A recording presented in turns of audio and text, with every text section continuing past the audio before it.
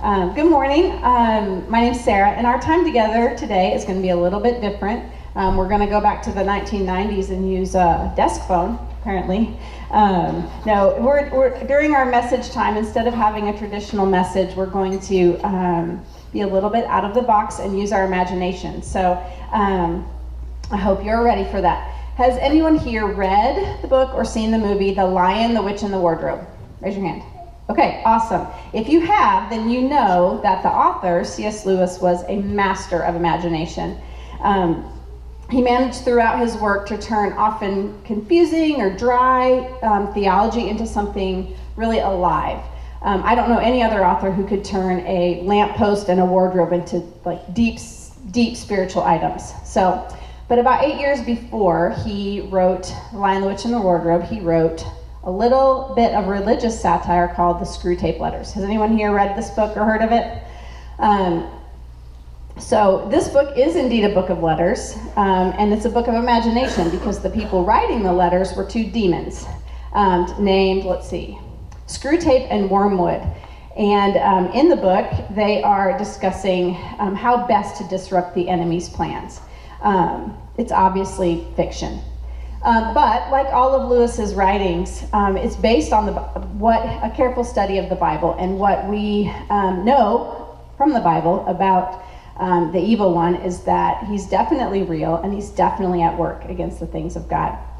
So this morning's time, we're going to follow Lewis's approach. This is not an excerpt from Screwtape, but it's our own twist on the Screwtape letters. So now I'm going to introduce you to our demons this morning, and don't be alarmed if they look familiar. If I know anything from watching TV, it's that demons often take on the most handsome people's looks. So don't be frightened. Before I introduce them, I want to preface our time the same way that Lewis prefaced his book. So if you can pull that quote up on the screen for me. He had a couple things to say about interacting with the idea of demons. There are two equal and opposite errors into which our race can fall about the devils. One is to disbelieve in their existence. The other is to believe and to feel an excessive and unhealthy interest in them. Listeners are advised to remember that the devil is a liar. Not everything said should be assumed to be true, even from his own angle. And with that, let's meet our guests this morning, demons Toadpipe and Scabtree. Toadpipe, are you Toadpipe? Toadpipe, oh, so handsome. Do you see what I mean? A senior demon assigned to disrupt God's plans for Trinity Chapel. And Scabtree, hiding in the back. Okay. Scabtree is his underling who has been assigned to the Smith family, who have, against Scabtree's best efforts, been assigned, who have started coming to Trinity Chapel. So let's see what these two demons are up to.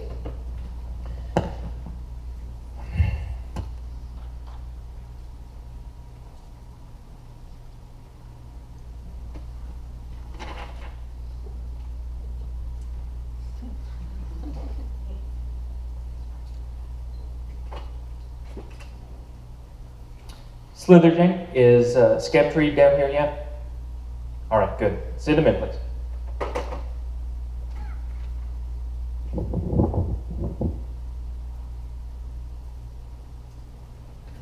Your Unworthiness, you sent for me? Yes, come in, please. State your name, rank, and assignment. Yes, sir. Demon Scabtree, Sergeant 2nd Class, assigned to the Smith family, sir.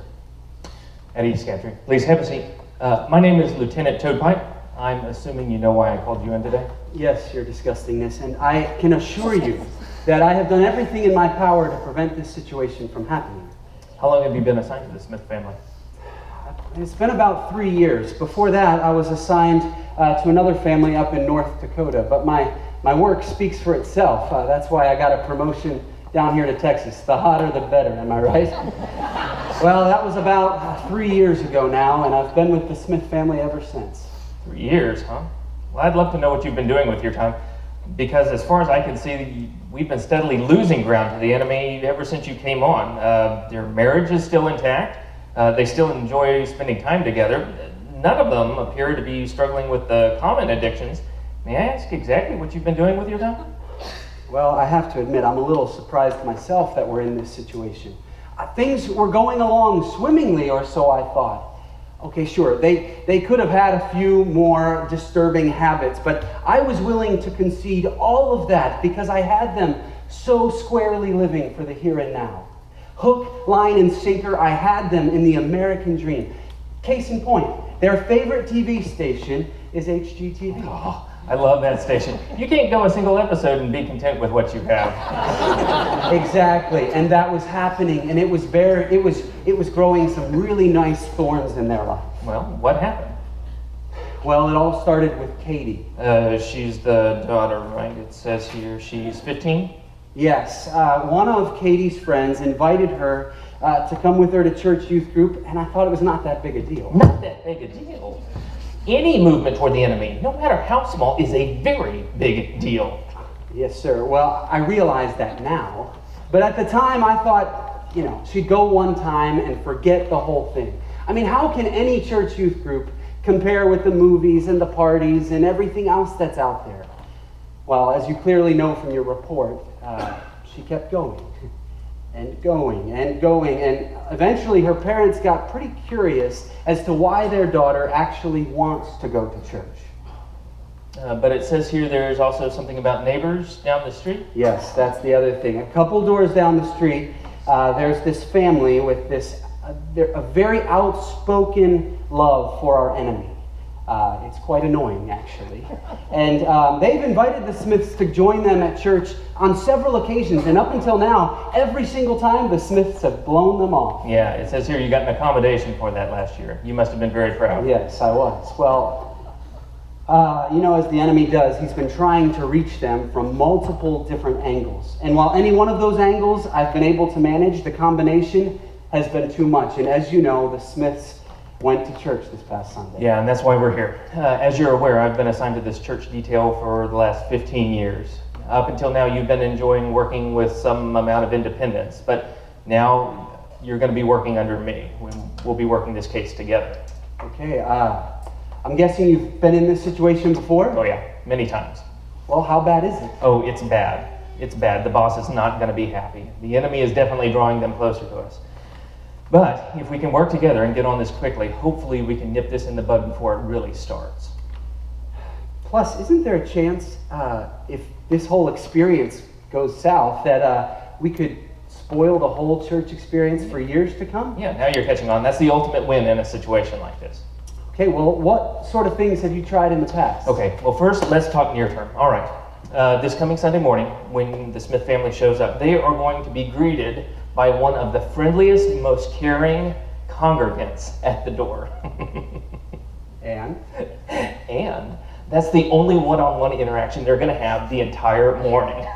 Before they can get in and get to their seat, they're going to have to walk past no fewer than 6 groups of regular attenders, all in deep, shallow conversation. The best those people are going to get is just a momentary eye lock across the room that says, I see you, but you're not worth knowing. That's good, but won't someone say something? Oh yes, someone will. See, at this church they have what's called greeters, whose job it is to be, what? To greet? Well, yeah, that's their job, or spiritual calling, if you want to over-spiritualize. I've heard of this. This is called Community Sabotage 101, right? Yeah. Leave the friendliness to the professionals. For the rest of the 99%, we help convince them it's not their job. I've seen this in a couple other churches, but what I've never understood is why would any intelligent human being ever want to be a part of an ostracizing community like that? That's really easy. It's because for all the regulars, they've pushed through that cold wall and they've found their group on the other side. On any given Sunday morning, they're too concerned about their own experiences to take a step back and see what does the church look like from an outside perspective. For most churches, what they think is a really friendly, outgoing place is really just a giant clique. Yeah, but someone's going to say something, right? Someone on staff, maybe one of the pastors, perhaps? Nah, not a chance. Have you seen how busy they are on a Sunday morning? Busy? They only work one day a week. Half day at that. Okay, good to know. Don't worry about him. My goal is that in the first 5 minutes, the only experience your family is going to have is just with the greeters at the door. Okay, well, sir, that's a good goal, but I'm afraid that ship has already sailed at this church. What do you mean? Well, the Sunday the Smiths were there, I tagged along and I was taking some notes. And I counted 8 individuals who reached out in friendliness. There were 4 handshakes, there were 2 hugs, there was 1 fist bump, and there was an across-the-room wave, all with smiles and with eye contact. All right. You don't have to go on. Yes, I know. Here at that church, friendliness is spreading like a virus. You know, that might not be all bad for us. What do you mean? What's rule 342 of demonology? 342. Hate all smiles and hugs. You are slipping on the fundamentals. No, but hear me out. If we've already lost ground in the friendliness department, well, what's the next best thing? Shallow, distant, sort of high-level friendliness. What do you mean? Well, while we hate it when someone says hi or how are you, and especially if it's accompanied with one of those dreaded handshakes or hugs. But if that's all it is, if it goes no further than that, it can only do so much damage. Even if they exchange names, it really doesn't hurt us. How? I would think learning names would be a big step. Well, I didn't say anything about learning names. I just said, I'm talking about hearing names. If all you say is hi and someone's name, by the time the next week rolls around, you won't remember any names. Oh yeah, now I know what you're talking about. Yeah, and 3 weeks in, they start playing games to hide the fact that they don't know each other's names. Have you heard some good ones? Oh yeah, like, hey friend. Hey, buckaroo. Yeah, hey little mama, how are you? I've seen those before. You know, if we've already lost the fact that this is a friendly church, at least we can help influence it to be a shallow place, right? Yeah. So assuming the family, your family makes it past this, they're going to quickly find themselves in a little program I put together here called Operation Nickel Nose. Nickel Nose? Yeah. Okay, well, do tell. So our desire is that every congregation sees a new person that walks in the door as an asset to be managed, rather than a soul to encourage and walk with. Okay. Nickels and noses. Go on. Yeah, right. So assuming things go pear-shaped, the Smith family is going to start picking up maybe once a month about the church budget. And then in the fall, we make a big push to get the most awkward elder up in front of the whole congregation to read that budget to the whole congregation. It goes like, the budgeted giving for this year was $512,000 and 74 cents. Hey, I've never read the enemy's book, but is being awkward one of the qualifications of an elder? I get that question all the time, and I would love to take credit for it, but no, it's just a coincidence. All right, well that sure works in our favor, doesn't it? And then at their finance meetings, I always get them spun off thinking about how we can get more people to contribute more money rather than just how to be efficient managers with what the enemy has given them. Everyone is just a nickel to be harvested. Okay, so that's the nickels part, but what's the significance of noses? I mean, everyone's got a nose. Yeah, everyone's got a nose. And for a long time, we've been emphasizing the goodness of a situation comes in the number of noses that participate. Look at these numbers here. How many noses show up on Sunday morning? How many noses are in groups? How many noses are volunteering? How many baby noses were born? How many teen noses do we have? It's noses, noses, noses, all the way down. Okay, so success is seen in the noses. But surely, I mean, the enemy clearly tells them that his work is most often seen in depth, not in width. Yeah, they may know it up here, but not here. It's too tempting to emphasize size over substance. Hey, sometime after work, let's go get a drink together, and I'll tell you how we're using Operation Nickel Nose with a big old church down in Houston. All right, good plan. Hey, you know, that gives me an idea. If churches are really into counting noses, then they probably know how many people it takes to pull off their programs and events, right? Oh yeah, down to the last nose. Well then, how about this? What if every time a new person walks through the doors, what if immediately they get put into one of those positions whether they like it or not? So what are you saying? Like 1 week your family shows up as a guest and then the next week they're back in the nursery holding babies? Yeah, or washing dishes, or stacking chairs, or sweeping the foyer. You know, the church is almost completely a volunteer organization. So all we have to do is influence the culture a little bit, so that as soon as someone walks in, it's like they're fresh meat to be devoured, like they're a people to be used. With the end game of being what? That they have burnout and fatigue? Yeah, and hopefully everyone just has this feeling like they're just a cog in a big machine. which is what we live for, right? Exactly. Yeah, but it's too risky. What? Why? The margins of error are just too high. For every one person that will suffer from burnout and fatigue, there's going to be 3 or 4 people who get plugged in and start contributing. That's a good point. Plus, the enemy's made it so that even the most menial tasks are bearable in the company of others. Yeah, we don't want your family contributing. Much better to go in the completely opposite direction. The opposite direction. Okay, so my ideas are exactly wrong. Hey, you are new to this church thing, all right? You'll catch on. No, it would be much better if we went, like I said, in the complete opposite direction. Instead of a place where it's easy to get involved with, what if we make it feel like a tight-knit, closed community? Take, for example, the band. The band's full of talented people. There's no room on a given Sunday to jump in. Small groups are already formed and growing tighter. Why don't you check back in the spring when we make a big drive, or teaching, right? You just can't show up and begin teaching. You need to be here a while, earn your stripes. Oh, so then it's sort of like the game is locked. You can't break. So what will happen then? Someone will show up, and when they can't contribute, when they can't get connected, eventually they'll just leave? Exactly. Okay. Now listen, we've been so far focusing on the physical front, and we've focused on the relational front, but there's another front that we need to attack on. What's that? The time front. We have a saying here at the Department of Church Sabotage: what happens on Sunday morning stays on Sunday morning. Hey, does the Las Vegas division know you stole that line? Of course they do, but we're demon scabtree. It's in our DNA. Okay. The boss was very pleased. No, listen, what we want is whatever the Smith family has learned, whatever they've picked up, they need to leave at the door when they exit. What happens on Sunday stays on Sunday. Okay, so then I will take an action to make sure that their afternoon is busy and that lunch is always a rushed affair. Good, yeah. If you can do that, that'll ensure that they don't invite anyone to come with them. We do not want them to process what they've just heard, all right? Also, fill their heads with things going on this week, right? We want them to start feeling like that hour of church is behind them and the whole week is in front of them. So then church just becomes this sort of standalone, isolated experience? Yes, exactly. Let's see, what else? Let's talk about midweek activities. Okay, yeah, their little piece of paper has all sorts of stuff going on. All kinds of things in it. But we've really been emphasizing that those things are the absolute lowest priority of the family's agenda, okay? Okay. So, let's say family suddenly shows up into town, right? We want them to cancel.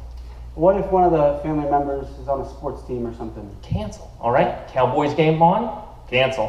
What if just simply too tired? Yeah, cancel. Right. And if one single family member can't attend, we want the whole family to cancel. All right. So that way everything that has to do with spiritual things, every social interaction, every spiritual reflection and conversation, all of it is just contained in that one dreadful hour on Sunday morning. Perfect. You know, I'm really glad we're getting a jump on this right away, because even though I've lost significant ground with the Smiths, I still feel like we're in a pretty good spot. How do you mean? Well, they're still very skeptical about the whole church thing. And in fact, they're very much in evaluation mode. And we've got to keep them in that mode for as long as possible. Yeah, right now, they're evaluating whether this is a good influence on their daughter. But after that, there's lots of other things that they'll be evaluating. They'll be evaluating if this is a good use of their time, if the people are genuine, if the music sort of suits their taste, if the teaching's relevant. And then there's all sorts of silly things that they can evaluate too, like the worship leader. Are his pants too tight? Or are they not tight enough? Yeah. Or the coffee, is it too strong? Or is it not strong enough? Or the sermons, are they too long? Or is the sermons not long enough? No one ever says that. All right, Screwtape, let's go back to your formal education. What are 3 reasons that we need to keep them in evaluation mode? Let's go back. All right, 3 reasons evaluation mode. Okay, when one is evaluating, it's impossible for them, it keeps a distance between them and what they're evaluating. Very good, that's one thing. What's another one? As long as someone's evaluating something, it's impossible for them to feel a part of it. Good. And the third? when one is evaluating something, their needs and their desires become paramount, not the needs and desires of the group. Very good. Yes, very good. By keeping people in evaluation mode, it's going to keep them at arm's length from everything, including, and this is the most important thing, our enemy. Well, he is definitely drawing them, but if hopefully we can slow them up, get them distracted on some of these insignificant details in their progress. Very good, Step 3. All right, well, I've given you a lot of things here. I'd like to see you back in 2 weeks with a full report. I expect progress. Yes, sir. I will do my best, and hopefully we'll be back here in 2 weeks celebrating another family spoiled on church for years to come. I certainly hope so for your sake. Otherwise, it's back to snowy North Dakota. No, I've worked so long to get down here. I've changed my whole wardrobe. Standard issue. This is a lot thinner. Oh. I will try my best. Permission to get to work. Permission granted. Oh, and Scaptree, have a rotten day. You too.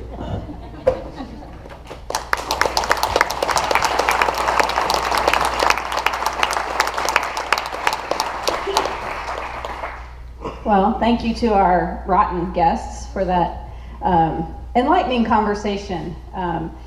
It can be easy when we see it dramatized like that. There may have been things that hit a little too close to home, and that can be discouraging. There may have been things that you said, well, that's not a problem here. Maybe you felt a little smug. I don't know. But it was a great insight into why how the enemy uses his various tricks to keep us from church. And I think if you've attended church for any length of time, you know that connecting is hard. Living in community is really hard. And worshiping together and growing as a body of Christ is a challenge that we have to choose again and again. And I know that God